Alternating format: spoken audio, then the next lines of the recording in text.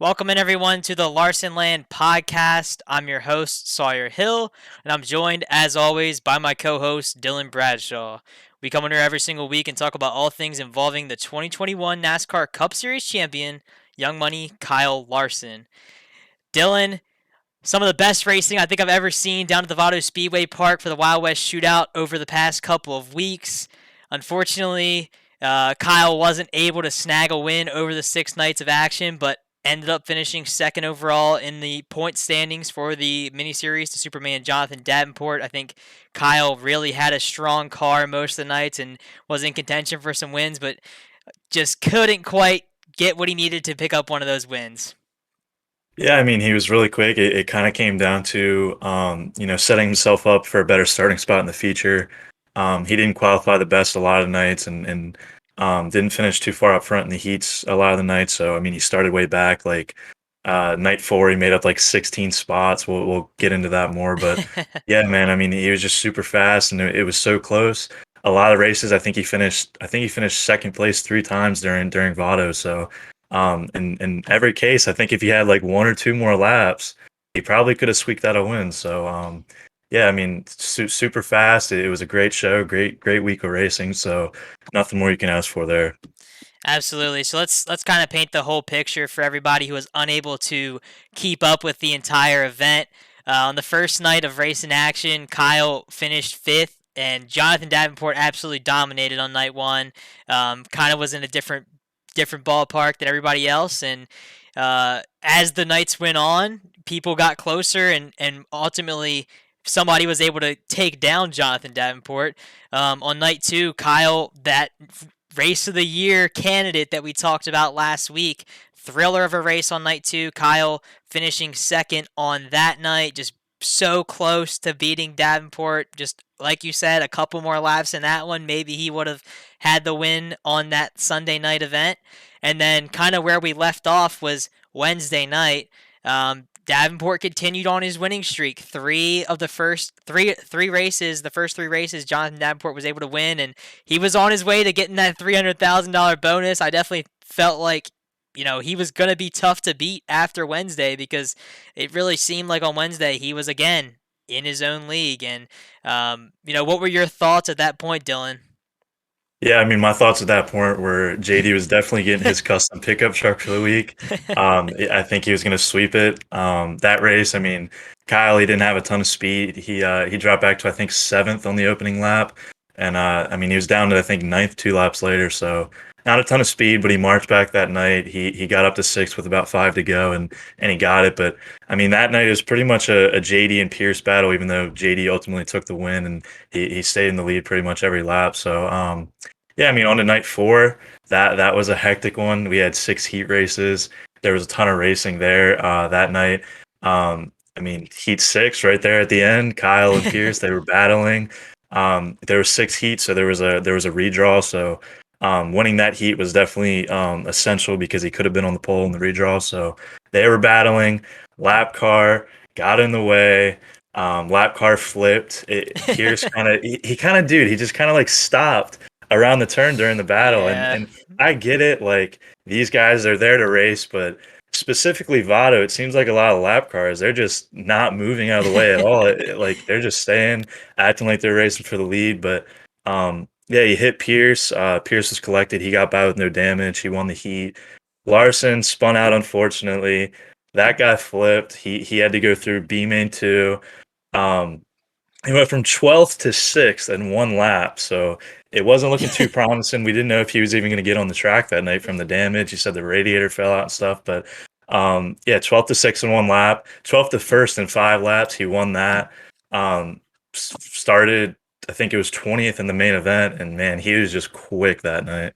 Yeah, I mean, that was definitely a night where it was like, he had to be not really kicking himself, but just a little bit frustrated because it was like, man, he had a fast car all the nights of the event it seemed like, but really fast that night where, like you said, came up from starting 12th in the B main to winning that thing, and then starting 20th in the feature, ended up coming up to fourth. I can't remember if that one was a 40 lapper or a 30 lapper, that Friday night show, but it was like, again, it was like, man, if Kyle could just have 10 more laps, he might have been able to win that one too. But like you said, Bobby Pierce was able to snap Jonathan Davenport's streak on Friday night and pretty much take away his chances of winning the truck, winning the $300,000. I'm sure JD wasn't too happy about that one, but he had already started off the week really good, winning 3 races. I don't really think he can complain too much about that. But as we kind of shifted into Saturday night, it was kind of coming off of Friday. We were thinking, man, Kyle's gonna win one of these things. He's got 2 more nights left, and it was a tough go in qualifying on Saturday. Again, having to start 11th in the A main.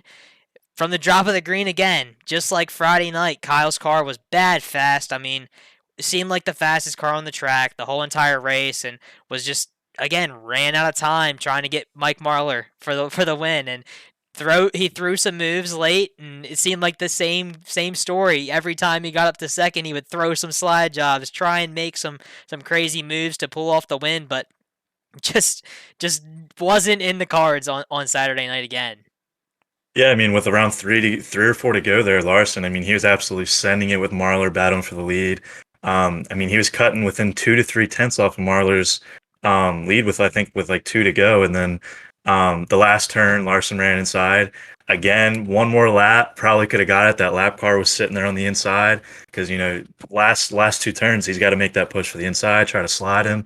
And lap car was in his way, or he probably could have got that. But I mean, for that race, it was pretty much Marlar versus Larson versus Pierce versus Davenport, which for most of Vado, that seemed like the case. Not so Right. much Marlar the beginning of the nights. It was kind of Pierce, Davenport, and Larson the beginning of the nights. But as Vado went on, it was pretty much just those four. They were always pretty much in contention for the lead. They had super quick cars.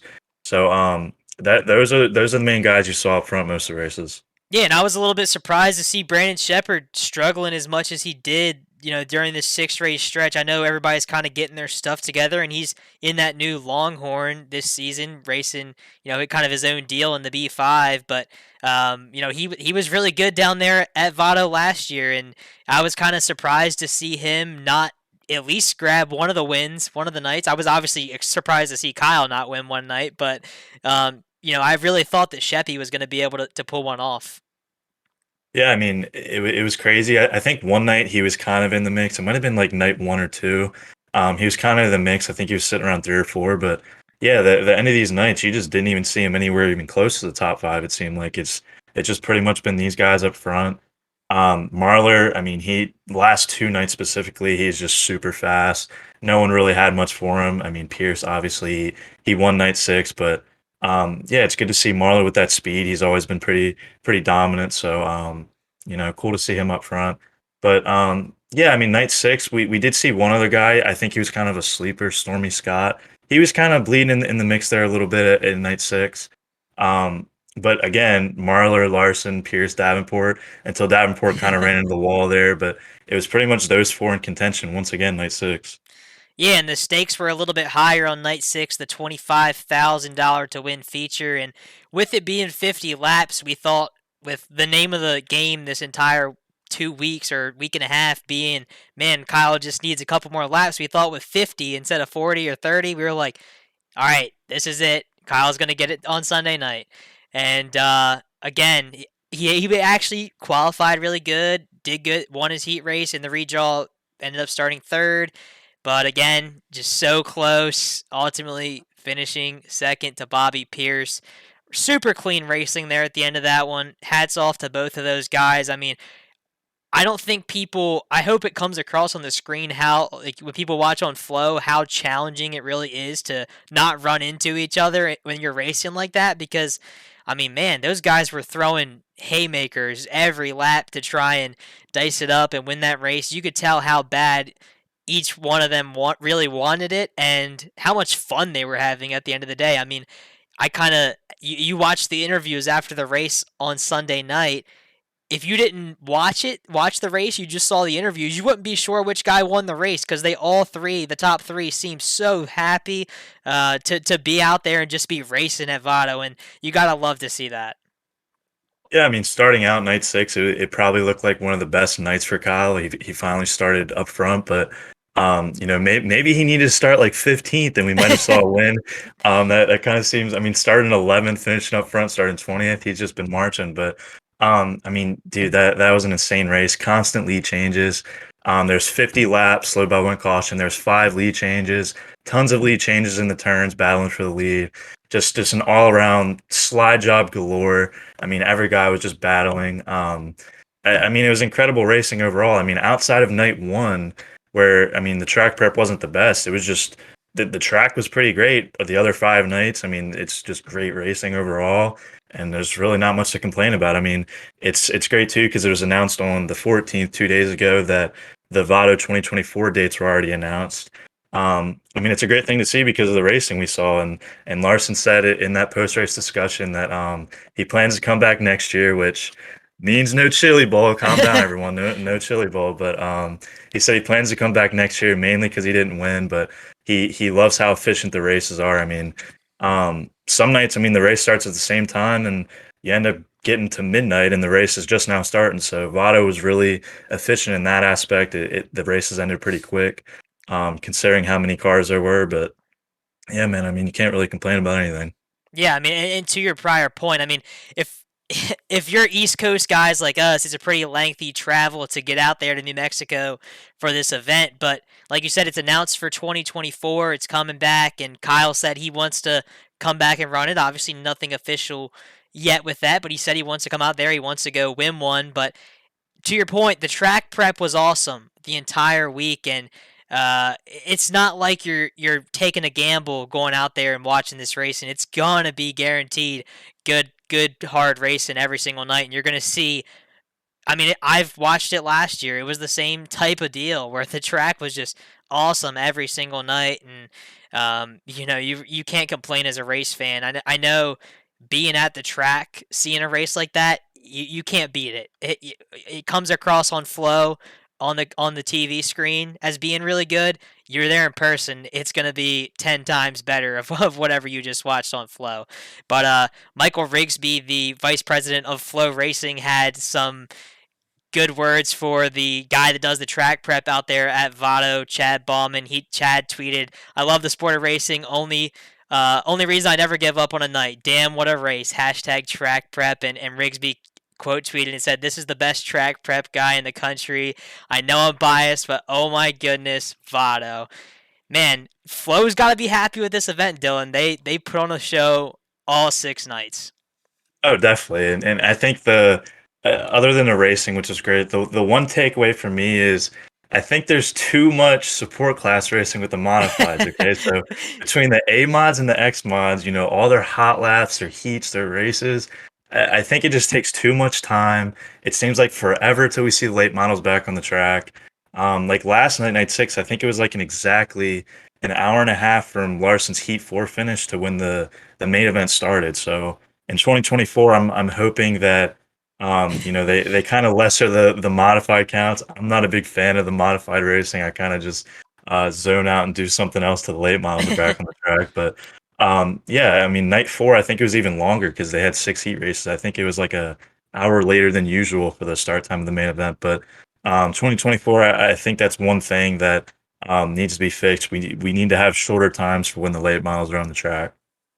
Yeah, and Rigsby kind of talked about this on Twitter, and if you've followed Michael Rigsby on Twitter or listened to him talk on the broadcasts in the past, he talks about this a lot, and he talks about how do we kind of speed up the show and Flow and all their Flow Racing Night in America series stuff. They're all about getting the show done quick, and Rigsby kind of posed the question on Twitter. What are some options we can do instead of having to run B mains? I mean, maybe obviously you have to have those support classes there to kind of put on the show and make it what it is, but if we can maybe cut out those B mains and have direct transfers from the heats, maybe you, instead of taking 4 guys out of the heats, you take 5 or 6 and there's no B mains. I mean, I know there's always two sides to the story when it comes to stuff like that, and there's always goods and bads that come with stuff like that, but I agree, Dylan. I think that is something, even with the races ending at a